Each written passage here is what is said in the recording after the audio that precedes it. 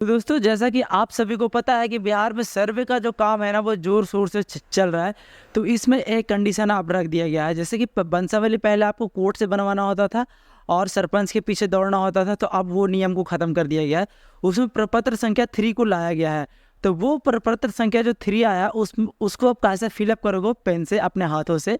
तो इस वीडियो में आपको वही प्रोसेस बताने वाला हूँ कि आपसे किसी भी प्रकार का मिस्टेक ना हो।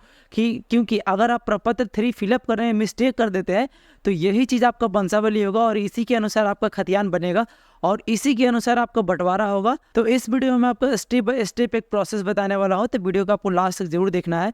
अगर वीडियो आपको पसंद आए तो वीडियो को अपने दोस्तों में जरूर शेयर करेगा, और अगर आप हमारे चैनल पर पहली बार विजिट कर रहे हैं तो चैनल को सब्सक्राइब कर लीजिएगा। साथ ही साथ बेल आइकन को भी जरूर प्रेस करेगा कि आने वाले हर एक वीडियो की नोटिफिकेशन आप पे सबसे पहले पहुंचे। तो जैसे कि दोस्तों आप देख रहे हैं, मेरे पास ये प्रपत्र 3 है। तो अब इसको आप कैसे भरोगे, तो भरने का जो इसका सही तरीका है वो मैं इस वीडियो में आपको बताऊंगा। तो देखिए, जैसे कि आपने यहाँ पे वंशावली बना रखा होगा, मैं कंप्यूटर से प्रिंट कर रखा हूँ, आप चाहे तो पेन से लिख सकते हैं। तो देखिए, ये जो यहाँ पे है ये मृत है, ये इनके नाम से ज़मीन है, ठीक है। ये उनकी पत्नी हो गई, ठीक है, ये भी मृत हो गए। तो इनके जो है 2 बच्चे हैं, देखिए ये भी मृत हो गए और ये भी जीवित हैं। तो इनके वंश के 3 पुत्र हैं, देखिए यहाँ पे जैसे कि मैंने दर्शा रखा है, और इनके वंश के 3 पुत्र। तो अब ही इन दोनों में हम जमीन का बंटवारा करेंगे। तो उसके लिए आपको ये फॉर्म फिलअप करना जरूरी होता है। देखिए, ये जो वंशावली प्रपत्र 3 है ना, यही वाला फॉर्म फिलअप करने सिर्फ जरूरत है। अब आपको कोर्ट जाने की जरूरत नहीं है, और ना ही तो सरपंच के पास। तो इसको आप कैसे भरोगे, तो देखिए सबसे पहले यहाँ पे आपको मिलेगा, पहले हम इसका इंस्ट्रक्शन पढ़ लेते हैं। तो देखिए, यहाँ पे सबसे पहले आपको लिखा हुआ रहेगा शिविर प्रभारी। तो जहाँ पे भी आपका शिविर लगा हुआ है उसका नाम आपको यहाँ पे फिलअप करना है। देखिए, इस प्रकार से आप नाम फिलअप करेंगे। उसके बाद जो भी आपका डिस्ट्रिक्ट है उस डिस्ट्रिक्ट का नाम आप फिलअप करेंगे। आप अपने अकॉर्डिंग डिस्ट्रिक्ट फिलअप करेंगे, मैं अपने अकॉर्डिंग फिलअप कर रहा हूँ। आप देखिए, यहाँ पे जो विषय है ना, यहाँ पे बोला जा रहा है स्वयं की वंशावली सत्यापित करने के संबंध में। मतलब आप जो वंशावली बना रहे हैं वो आपका स्वयं है, उसको सत्यापित करने के संबंध में ये लेटर आपसे मांगा जा रहा है। तो यहाँ पे आपको वो नाम फिलअप करना है जिनके नाम से खतियान है या केवाला है, या तो फिर जिनके नाम से रसीद है। जैसे कि मैं आपको यहाँ पे बताया कि देखिए, वंशावली में जैसे मैं बताया हूँ कि इनके दादा के नाम से जमीन है, तो ये मृत हो गए हैं, जो कि धनोक मिस्त्री मैंने नाम लिख रखा है। तो सिंपली यही नाम को सबसे पहले आपको फिलअप करना है, ठीक है, स्वर्गीय धनोक मिस्त्री। तो ये अगर आप वो जीवित होंगे तो श्रीमती या श्री रहने देंगे, नहीं तो इसको आपको कट कर देना है। उसके बाद इस प्रकार से आपको स्वर्गीय फिलअप करना है, जो कि शॉर्टकट में मैं फिलअप कर रहा। उसके बाद देखेंगे यहाँ पे धनोक मिस्त्री, ऐसे आपको फिलअप करना। देखिए, इस प्रकार से धनोक मिस्त्री आपने फिलअप कर दिया। अब यहाँ पे आपको मृत नहीं लगाना है, क्योंकि स्वर्गीय हमने पहले ही लगा चुका है। अब यहाँ पे उनके पिताजी का नाम आपको फिलअप करना है।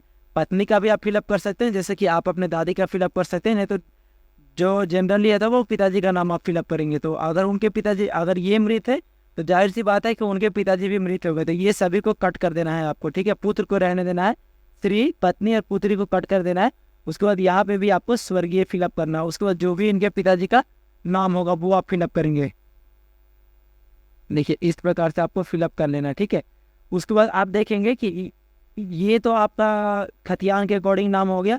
अब यहाँ पे आपको देखना है कि इनके जो बेटे हैं ना, वो 2 पुत्र हैं। देखिए, जैसे कि मैं आप यहाँ पे वंशावली बना रखा हूँ, ये कंप्यूटर प्रिंट है, आप हाथ से भी लिख सकते हैं, इसी प्रकार से आपको लिखना होगा।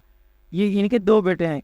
तो सबसे पहले लिखेंगे, देखिए यहाँ पे श्रीमती काटेंगे फिर से, और फिर से आपको यहाँ पे लिखना है ये वाला नाम, रामजतन मिस्त्री। रामजतन मिस्त्री लिख लिए, तो सबसे पहले आपको स्वर्गीय लगा लेना है यहाँ पे, ठीक है। तो रामजतन मिस्त्री स्वर्गीय हो गए। अब इनके पिताजी का नाम या आपको यहाँ पे लिखना है। इनके पिताजी कौन हुए, तो धनोक मिस्त्री। तो धनोक मिस्त्री का नाम आपको देखिए यहाँ पे लिखना है।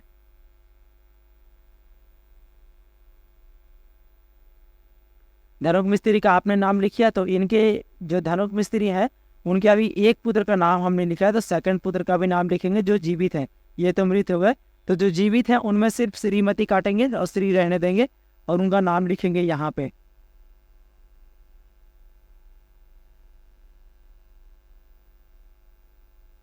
देखिए, इस प्रकार से नाम हमने लिख लिया। अब इधर इनके पिताजी का नाम लिखेंगे, जैसे कि मैंने बताया कि उनके जो पिताजी हैं धनोक मिस्त्री, वो मृत है, ठीक है। तो उनका नाम आप यहाँ पे लिख देंगे। आप लिखने के बाद देखिए, इनके 2 पुत्र हैं। अब इनके 2 पुत्र हो गए, एक मृत है। तो जो मृत है उनका जो हिस्सा होगा वो 3 भागों में बटेगा, ठीक है। और जो जीवित है, अगर जो जीवित है वो भी अपने बेटे के नाम से करना चाहते हैं, तो इनका भी डिटेल आपको इस वंशावली में देना होगा।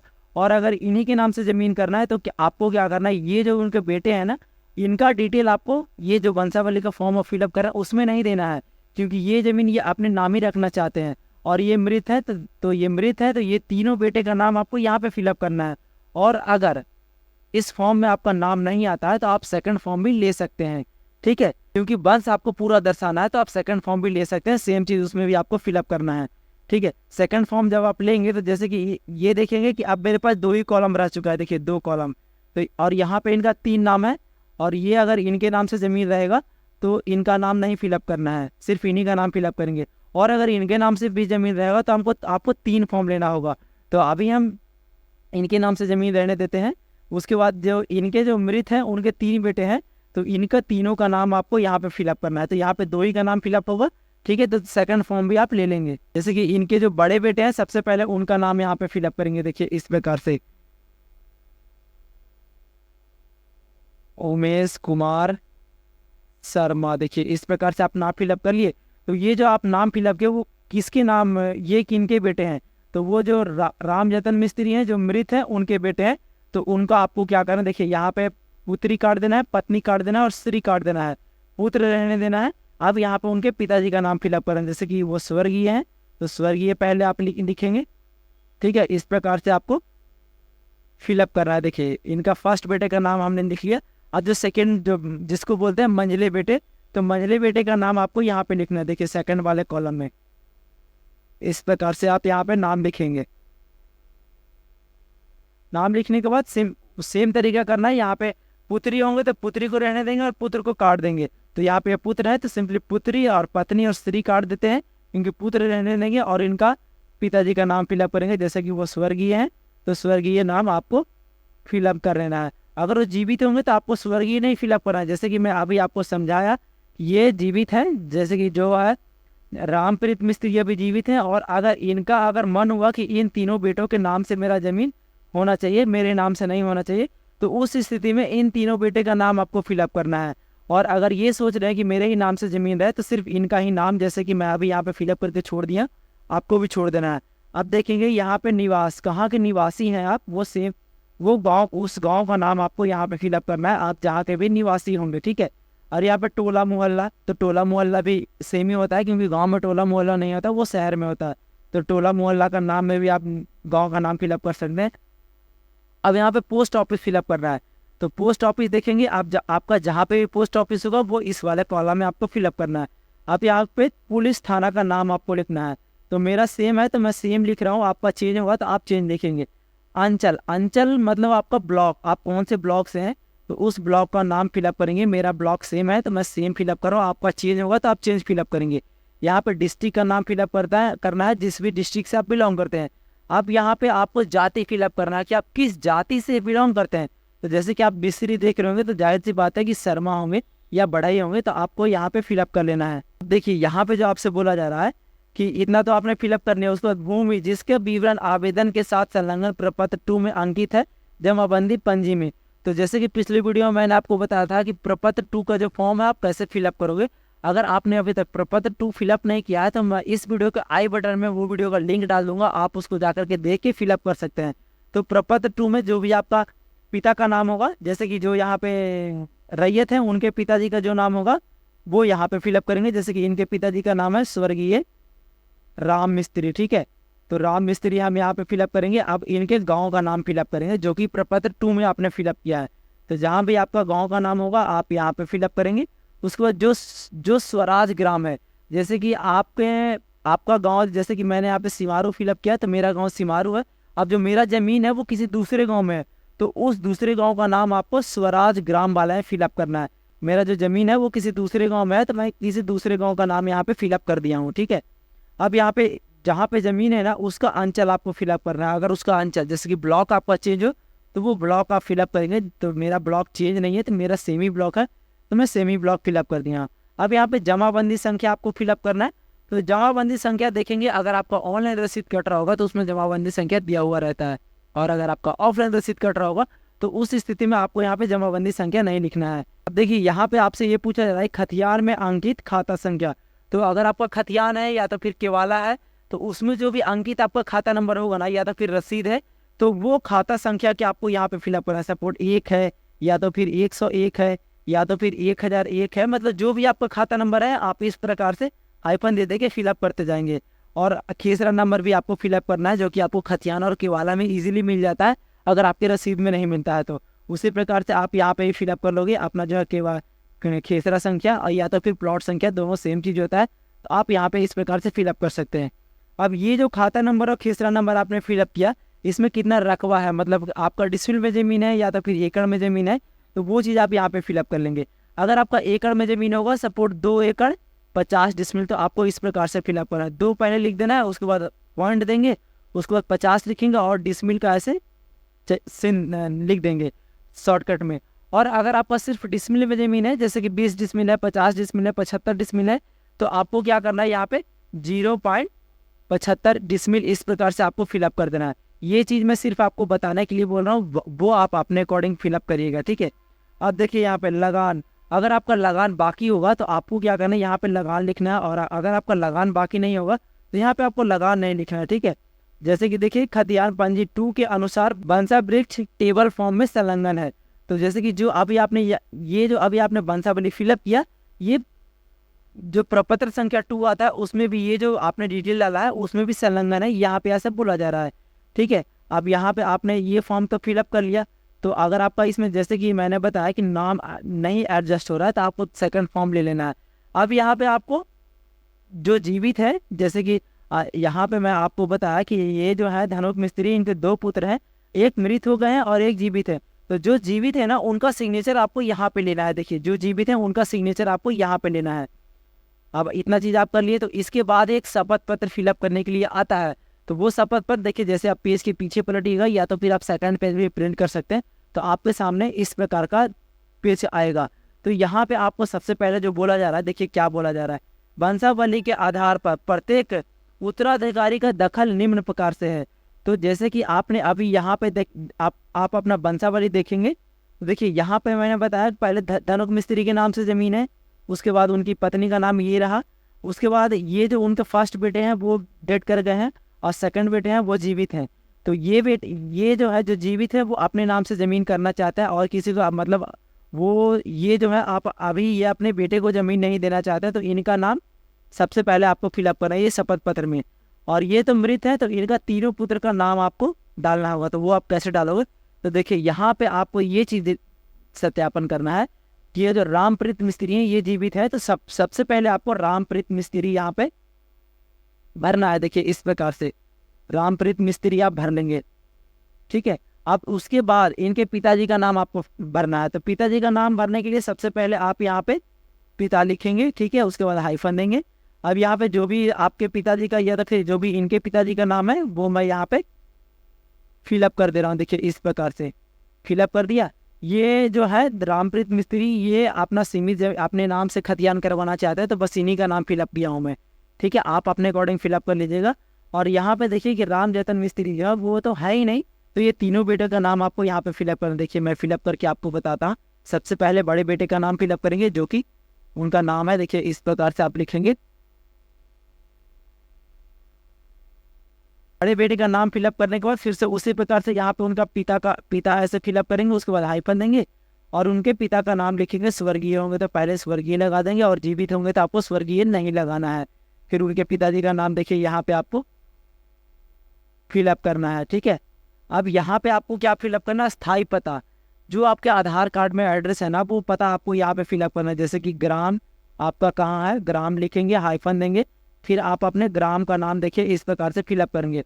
उसके बाद आपका पोस्ट ऑफिस कहाँ है, जहाँ भी आपका पोस्ट ऑफिस होगा वो आपको फिलअप करना है, ठीक है। और जहाँ पे भी आपका पुलिस स्टेशन होगा, पुलिस स्टेशन भी आपको फिलअप कर लेना है इस प्रकार से। फुल एड्रेस मतलब फुल एड्रेस।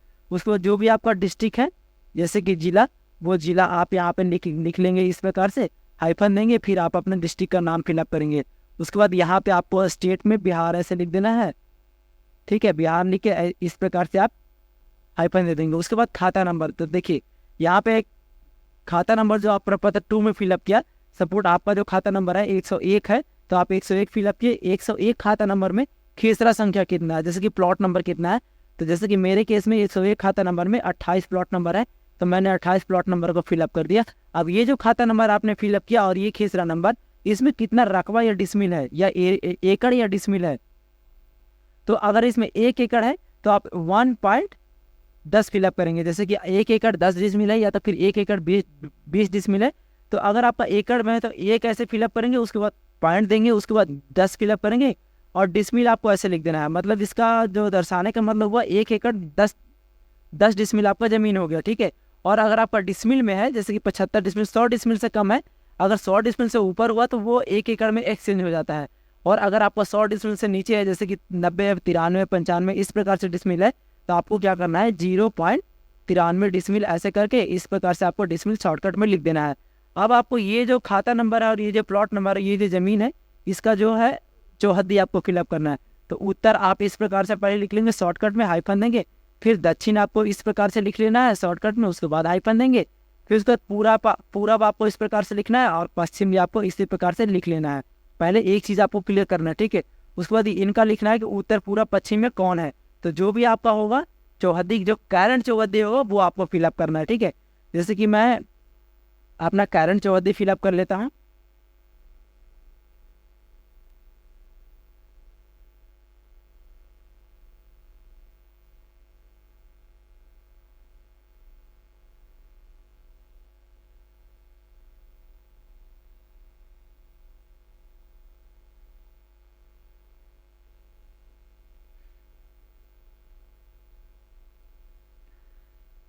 तो यहाँ पे मैं इस खाता प्लॉट का करंट चौहद्दी फिलअप कर लिया हूँ, ठीक है। उसके बाद जमाबंदी संख्या अगर आपको पता है तो वो फिलअप करेंगे, नहीं तो इसको आपको छोड़ देना है, ठीक है। आप यहाँ पे देखेंगे फिर से उनका नाम आप फिलअप करेंगे, जो लोग बच गए हैं ना, देखिए उनका नाम, जैसे कि यहाँ पे फर्स्ट बेटे का नाम मैंने फिलअप किया, अब यहाँ पे सेकंड बेटे का नाम फिलअप करना है। तो देखेंगे यहाँ पे जो भी उनका नाम है, देखिए इस प्रकार से आपको फिलअप करना है। आप कॉलम भी इस प्रकार से आप खींच सकते हैं, ठीक है। इस प्रकार से आप कॉलम भी खींच सकते हैं ताकि उनको देखने में सावधानी हो। तो इस प्रकार से आप खींच लेंगे। उसके बाद यहाँ पे उनका फुल नेम आपको फिलअप करना है। उसके बाद उसी प्रकार से उनके पिता का नाम फिलअप करेंगे, ठीक है। देखिए इस प्रकार से आप पिता का नाम फिलअप करेंगे, स्वर्गीय है तो स्वर्गीय दे देंगे। इसी प्रकार से आप इनको तीनों बेटे का नाम फिलअप करेंगे। और अगर ये भी देना चाहते हैं तो इनका भी फिलअप करना है। और अगर ये भी आपका एक पेज में नहीं आता है तो आपको क्या करना है, सेकंड पेज भी ले लेना होगा, ठीक है।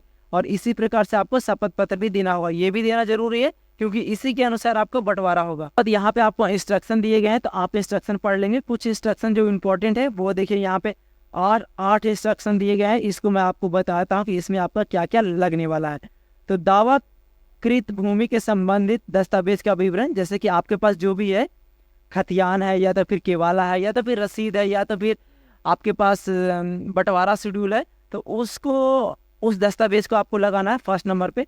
खतियान है तो खतियान लगाएंगे, और नहीं है तो उसका नकल निकलवा लेंगे, वो भी आप लगवा लेंगे तो वो भी चलेगा। अब यहाँ पे लगान, मलगुजारी रसीद संख्या, वर्ष, जमाबंदी संख्या की वितरण, मतलब इसका कहने का मतलब ये है कि अगर आपके पास लगान है या तो फिर मलगुजारी रसीद है या तो फिर रसीद है या तो फिर संख्या रसीद की संख्या है, तो उससे भी आप यहाँ पे सर्वे करवा सकते हैं। कहीं पे भाग दौड़ करने की जरूरत नहीं है।